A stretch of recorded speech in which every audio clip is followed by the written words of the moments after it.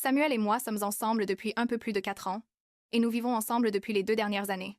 Nous nous sommes rencontrés à l'anniversaire d'un ami commun dans un bar miteux du centre-ville, en nous découvrant une passion commune pour les podcasts de True Crime et les émissions de télé. Réalité nulle.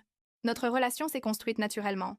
6 mois de sortie sans étiquette, puis officielle après qu'il était venu chez moi avec une soupe quand j'avais la grippe, l'emménagement ensemble quand son bail s'est terminé, et les discussions sur le mariage après le mariage de son frère l'été dernier. Pas encore de demande officielle, mais on parlait de calendrier, et on regardait des alliances en ligne. Enfin, surtout moi qui regardais pendant qu'il faisait des commentaires vagues sur « quand le moment sera venu ». Il y a environ 2 mois, j'ai été promue responsable d'équipe au restaurant italien familial où je travaille depuis 3 ans. J'avais commencé serveuse, et les propriétaires, Pablo et Johanna, me formaient au management depuis 1 an. Quand ils m'ont proposé le poste, j'étais aux anges. Samuel avait l'air content au début. Il m'a apporté des fleurs, on est sorti fêter ça, et il a posté sur les réseaux en m'appelant « sa boss lady ».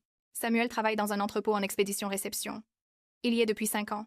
Même poste, même horaire. Il dit qu'il aime la stabilité et qu'il ne veut pas du stress du management, ce que j'ai toujours respecté. Avant ma promotion, on gagnait à peu près pareil, on partageait tout 50 sur 50, ça marchait bien. Tout a basculé très vite. La semaine où j'ai commencé le nouveau poste, j'ai dû rester tard pour une formation inventaire. Je suis rentrée vers 23 heures, Samuel jouait aux jeux vidéo sur le canapé. Il n'a pas levé les yeux et a juste lâché. Ça doit être sympa d'être assez importante pour faire des heures sup. J'ai cru qu'il plaisantait. J'ai ri et je suis allée réchauffer les restes chinois. Le lendemain matin, je devais arriver tôt pour une réunion managers. Samuel était en week-end et on faisait toujours les courses ensemble le samedi matin.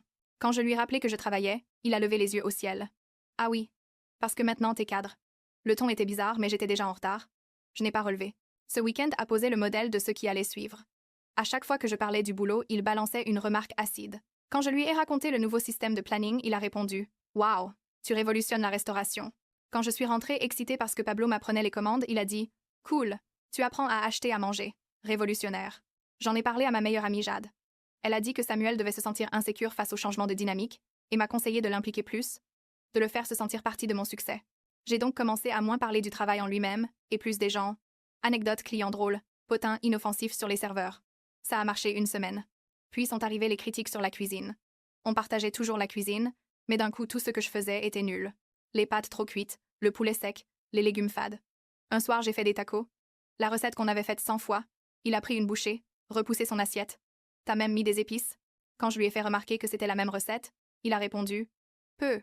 Être que ton palais est devenu trop raffiné pour la bouffe de pauvres maintenant. » Ensuite les vêtements. J'avais acheté quelques tenues plus pro pour le boulot. Pantalon noir et chemisier basique de chez Target. Tous les matins il commentait « Cette chemise fait trop effort. Ce pantalon est trop moulant pour aller travailler. Pourquoi tu t'habilles comme si le resto était une multinationale? » Quand je lui expliquais que Pablo et Johanna attendaient un certain standing, il ricanait. « Ouais, parce que c'est une fortune 500 ton resto. » L'incident du repas de famille chez ses parents a suivi. J'ai surpris Samuel dire à ses cousins que mon titre de manager ne voulait rien dire, que j'étais juste une serveuse avec des clés, que j'avais eu le poste pour la parité femme et parce que je draguais les vieux proprios. Il a dit à sa mère que ce n'était pas un vrai poste de management, que je gérais juste des ados et comptais des grissini, et qu'il avait plus de responsabilités à déplacer des palettes qu'à jouer à la restauratrice. 3 semaines après la promotion, les critiques sur mes amis ont commencé. Jade était devenue toxique. Mon collègue Edward, clairement amoureux de moi, ma sœur, alimentait mon ego. Puis j'ai découvert qu'il racontait à ses collègues que je lui avais posé un ultimatum. Soit il se bougeait professionnellement, soit je le quittais.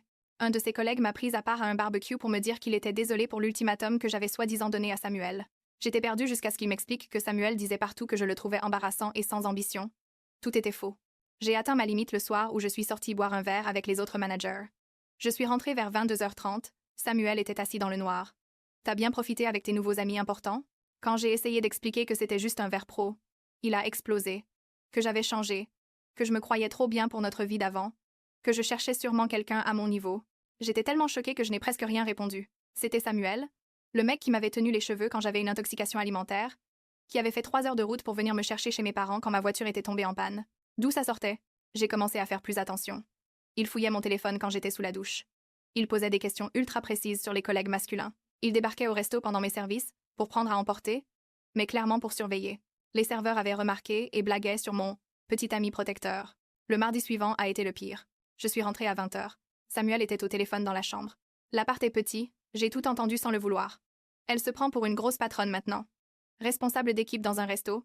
Et elle se la joue Microsoft. Je te jure, Jackson, elle a complètement changé. Rien de ce que je fais n'est assez bien. Elle doit me prendre pour un loser d'entrepôt.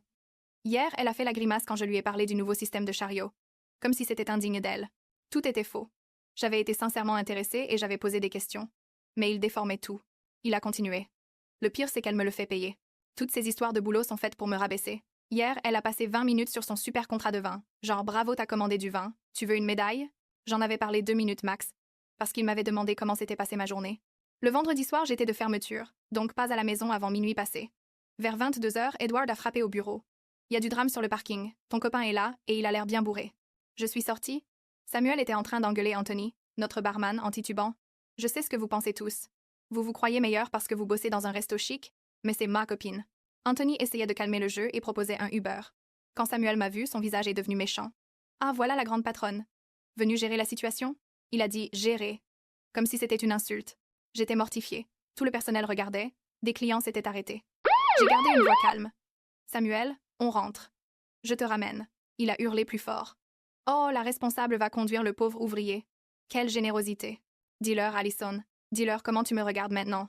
Comment tu es déçu que ton mec n'ait pas assez d'ambition pour ta nouvelle vie. Edward a avancé. Mec, tu te ridiculises et tu la ridiculises? Samuel a ri amèrement. Bien sûr que tu la défends, Edward. T'attends que ça depuis que la petite promue a un copain loser. Anthony avait déjà commandé l'Uber. Jackson est arrivé. Samuel lui avait envoyé un texto. Il m'a présenté des excuses gênées en le mettant dans la voiture. Il boit depuis la fin de son service. Il n'arrête pas de dire que tout a changé. Je suis restée plantée sur le parking, entourée de collègues inquiets. Joanna est sortie, m'a prise dans ses bras. Prends ta journée demain, ma belle. Occupe-toi de ça. J'étais trop humiliée pour parler. Edward est resté m'aider à fermer sans rien dire. En partant, il a juste lâché. Tu mérites mieux que ça. J'ai pleuré 20 minutes dans ma voiture avant de rentrer. Samuel n'était pas là. Jackson m'a texté qu'il dormait chez lui. Tant mieux. Le lendemain midi, un numéro inconnu. J'ai décroché. Allison. C'est Viola, l'ex de Samuel. Je me suis figée. On s'était croisés une fois à un mariage. Ambiance polie mais glaciale. Je sais que c'est bizarre, mais j'ai su pour hier soir. Une amie était au resto. Elle a tout vu. Elle m'a appelée parce que j'ai vécu exactement la même chose avec Samuel. On peut se voir pour un café? 1 heure plus tard, j'étais face à Viola dans un Starbucks. Elle n'a pas tourné autour du pot. Quand ils s'étaient mis ensemble, elle était caissière chez Target. Lui déjà à l'entrepôt, il paraissait sûr de lui et stable. Tout était parfait la première année. Puis elle a été promue team lead, il lui a offert des fleurs, posté sur Facebook, tout le cirque. Et 1 mois après, critique sur ses vêtements, sa cuisine, ses amis, remarque sur le fait que gérer des caisses, ce n'était pas du vrai management. Il débarquait sans prévenir au magasin pour vérifier qu'elle ne parlait pas aux collègues masculins. Elle a rompu quand on lui a proposé assistant manager dans un autre magasin. Il l'a accusée de coucher avec son supérieur, de choisir l'argent plutôt que l'amour. Il a pourri la rupture auprès de tout le monde.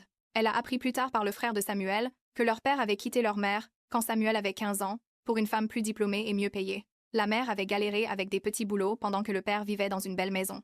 Conclusion de Viola. Samuel voit la réussite d'une femme comme une menace, une bombe à retardement avant qu'elle ne le quitte pour mieux. Il sabote avant d'être quitté. On a parlé 1 heure. Elle est maintenant directrice marketing, fiancée à quelqu'un qui célèbre ses succès au lieu de les craindre. Je suis rentrée. Samuel était là. Visage ravagé par la gueule de bois. Il s'est excusé tout de suite. Les mots se bousculaient. Je l'ai coupé. Ce n'est pas juste hier soir, Samuel.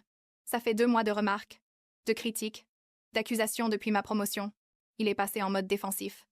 Ah, bien sûr, tout ramené à ton précieux poste. Je lui ai répété mot pour mot ce que j'avais entendu au téléphone avec Jackson. Il s'est levé, a fait les 100 pas. Tu ne comprends pas ce que c'est quand tout le monde me demande si je suis fière de toi, quel chanceux je suis d'avoir une copine ambitieuse, alors que moi je fais toujours la même chose depuis 5 ans. Donc tu m'as rabaissé au lieu de te réjouir pour moi? Xéniantion. J'étais content pour toi. Mais après tu as changé. Les vêtements, les verres après le boulot, les histoires de contrat de vin, ce sont des choses normales de mon travail. Je te les racontais pour te faire partager ma vie. Non, tu les racontais pour me faire sentir petit. Je lui ai parlé de Viola, de son père. Il a nié, puis a fini par lâcher. Mon frère dit que maintenant que t'es cadre, tu vas vouloir quelqu'un de plus. Réussi. Ton frère ou toi? Silence. Tu es déjà en train de penser que tu peux trouver mieux, non? Avant, je n'y pensais pas. Mais après 2 mois de manipulation et d'humiliation publique? Oui, j'y pensais. Pas parce que je pouvais trouver un mec avec un meilleur CV, mais parce que je méritais un mec qui me traite bien. Il est parti, prendre l'air. Chez Jackson. 1 semaine plus tard, on était en limbo, techniquement ensemble, mais plus vraiment. Il dormait chez son frère, passait prendre des affaires. Hier, il m'a texté pour parler. Vraiment, il disait avoir réfléchi, que la femme de Jackson lui avait passé un savon, qu'il allait travailler sur lui. Ce n'était pas encore de la vraie responsabilité, mais c'était déjà plus que ce que j'avais eu. J'ai accepté de le voir demain au café de notre premier rendez-vous. Je ne sais pas ce que je vais lui dire. Une partie de moi se souvient du Samuel patient qui m'a appris la boîte manuelle, qui m'a fait de la soupe, qui était fier de moi. L'autre voit le mec bourré et méchant dans le parking du resto. Jade dit de couper les ponts. Ma sœur dit que les gens peuvent changer s'ils le veulent vraiment. Joanna dit que la bonne personne célèbre vos victoires au lieu de vous les reprocher. Je sais qu'elles ont toutes raison à leur façon. Rester signifierait revivre ça à chaque avancement. 4 ans, ce n'est pas rien. Mais je refuse de minimiser mes réussites. Pour que quelqu'un se sente plus grand, demain je serai face à lui et on parlera. Peut-être qu'il va me surprendre avec une vraie prise de conscience. Peut-être qu'il va rejeter la faute sur moi. Peut-être qu'on va pleurer tous les deux et admettre que l'amour ne suffit pas quand le respect a disparu. Je ne sais pas comment ça finit, mais je sais que je ne m'excuserai jamais d'avoir réussi.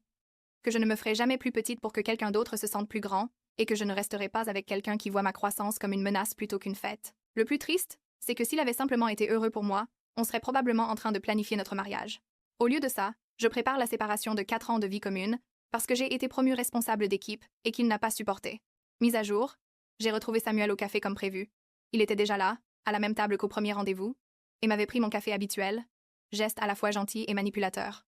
Il a recommencé les excuses, dit que la femme de Jackson lui avait remonté les bretelles, qu'elle avait vécu quelque chose de similaire, et avait menacé Jackson de partir s'il ne changeait pas. Ça lui aurait ouvert les yeux sur sa toxicité, mais les excuses ne veulent rien dire sans changement.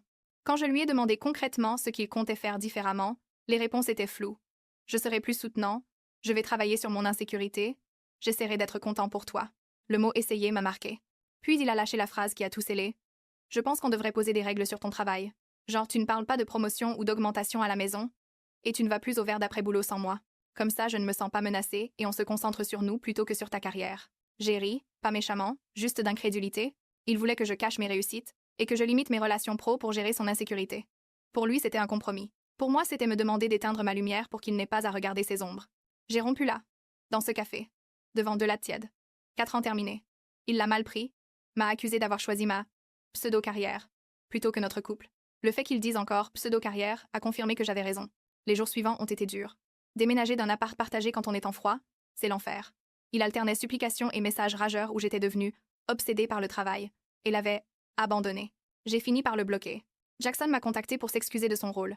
Sa femme lui avait fait comprendre que ses blagues sur le mariage et sur le fait d'être enchaîné avaient alimenté les peurs de Samuel. Il m'a aidé à déménager. Gênant mais utile. Il m'a appris que le père de Samuel avait repris contact récemment après des années de silence. Le timing n'a échappé à personne. Viola m'a envoyé un message gentil. Ça devient plus facile. Et un jour tu rencontreras quelqu'un qui verra ta réussite comme une fête, pas une menace. La surprise est venue de la mère de Samuel. Elle m'a appelée. Elle avait eu la version de Samuel. Tu es devenu carriériste. Mais elle n'y croyait pas. J'ai vu comment il a réagi à ta promotion. Pareil que son père quand je voulais reprendre mes études. Certains hommes ne supportent pas qu'une femme avance. Ne laisse pas mon fils te faire culpabiliser d'être ambitieuse. Je vis temporairement chez ma sœur en attendant de trouver un appart. C'est agréable de retrouver notre complicité d'avant. Elle me fait rire. Célèbre la moindre petite victoire au boulot, comme si c'était les Oscars. Sur les réseaux, je vois que Samuel sort déjà avec une nouvelle. Une jeune serveuse d'un café près de son entrepôt. Elle poste des photos de lui qui lui apporte le déjeuner. J'ai eu envie de la prévenir. Mais ça ne servirait à rien. Elle apprendra comme Viola et comme moi. Ma thérapeute dit que j'étais avec quelqu'un qui avait une mentalité de pénurie. Il pensait que si j'avais plus, lui avait moins. Que ma croissance le diminuait. Elle m'aide à comprendre que je ne suis pas responsable de gérer les insécurités des autres, que j'ai le droit de briller sans m'excuser. 3 semaines après la rupture, je suis tombée sur Samuel au supermarché. Il achetait ses pizzas surgelées habituelles. J'avais un panier plein d'ingrédients pour une nouvelle recette. On a échangé 3 phrases gênées. Il a parlé de la deuxième enseigne que Pablo veut ouvrir. Bonne nouvelle pour toi, d'un ton qui disait le contraire. En partant, il m'a appelé Allison. Je t'ai vraiment aimé, tu sais. Juste, je ne savais pas comment t'aimer tout en te laissant grandir. Je sais. C'est bien ça le drame. L'amour était réel,